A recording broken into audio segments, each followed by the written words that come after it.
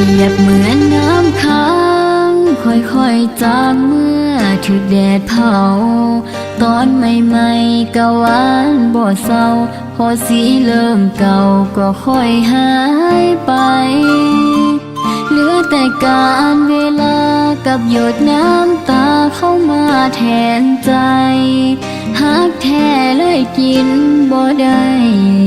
เบิดทางสิให้ไปต่อผู้สายบ่หู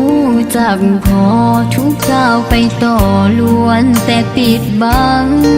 มือเหตุผลที่ต้องทนฟังจับหน้าใส่หลังก็หามาใส่อ้างนั้นอ้างนี้เหตุผลหมดปีแนวคนหมดใจอยากจะหนีจากโลกนี้ไปเบื่อคนหลายใจนิสัยผู้สายคำเดียวที่น้องอยากขออย่าตัวใครอีกเด้อต่อไปผู้หญิงก็มีหัวใจกินแล้วอ่อยไฟมันเจ็บเด้อายปานว่าแมวกินซีนบ่มีมืออิ่มเลยเนาะผู้ชายกินหอดกลางก็สร้างเป็นตาหน่ายเขี่ยหาความหมายบ่เห็นในสายตา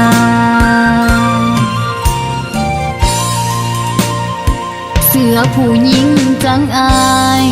สิเห็นข่าวหัวใจหรือบ่สะก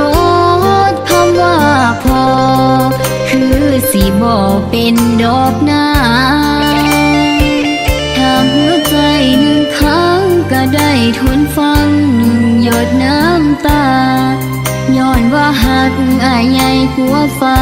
จึงได้แต่ภาวนาให้อายเห็นใจ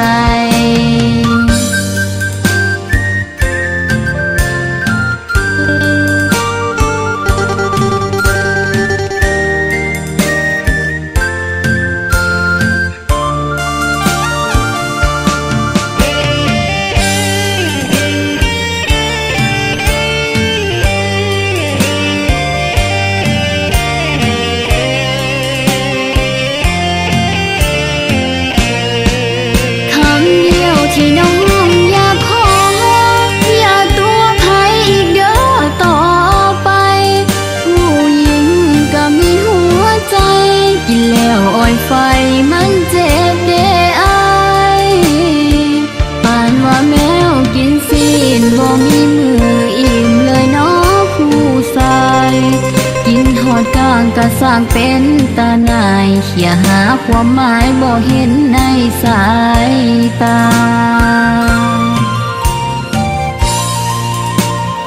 เสือผู้หญิงจังอาย